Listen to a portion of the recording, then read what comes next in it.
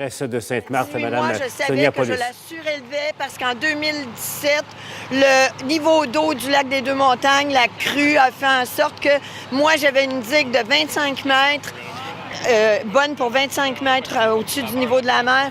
Et la crue des eaux, en 2017, a été beaucoup sur la limite, on va dire. Les gens disent qu'il y a eu de la négligence, Madame la mairesse. Qu'est-ce que vous Non, répondez? monsieur, je réponds que non, on a fait notre travail. Pourquoi ça n'a pas été fait, Madame Paulus? Oui, oui, oui. Pardon? 15h30. Merci.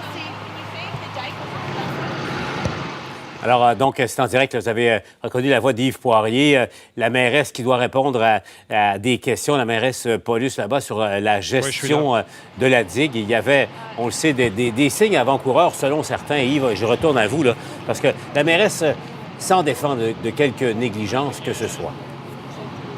Oui, bien, son arrivée nous a un peu pris par surprise parce que le point de presse prévu de la mairesse est vers 15h30. Mais là, il y a un citoyen qui m'a informé qu'elle venait d'arriver. Je pense qu'elle a un rendez-vous ici dans le parc de Maisons Mobiles qui a été lourdement endommagé par ces inondations samedi soir dernier. Cela dit, Paul, je l'ai tout de suite interpellé, justement. En fait, je lui ai posé les questions que plusieurs citoyens posent aujourd'hui à la lumière des informations qui ont été véhiculées en matinée. La Ville était au courant depuis au moins 1 an et demi que la digue qui a cédé samedi exigeait d'importantes rénovation, mais elle n'avait pas commencé les travaux et j'ai demandé à la mairesse pourquoi il n'y a pas rien qui avait été fait à ce moment-là. Elle m'a précisé qu'on devait la surélever, cette digue d'au moins 2 pieds, mais le travail n'a pas été fait, du moins avant l'incident de samedi. Et là, la mairesse a coupé court à la conversation parce que je pense qu'elle a un rendez-vous assez urgent là, en compagnie des autorités parce qu'au moment où on se parle, Paul, il y a de nombreux citoyens là, qui sont accompagnés de pompiers qui vont dans leurs résidences respectives inondées dans le but de récupérer des biens essentiels.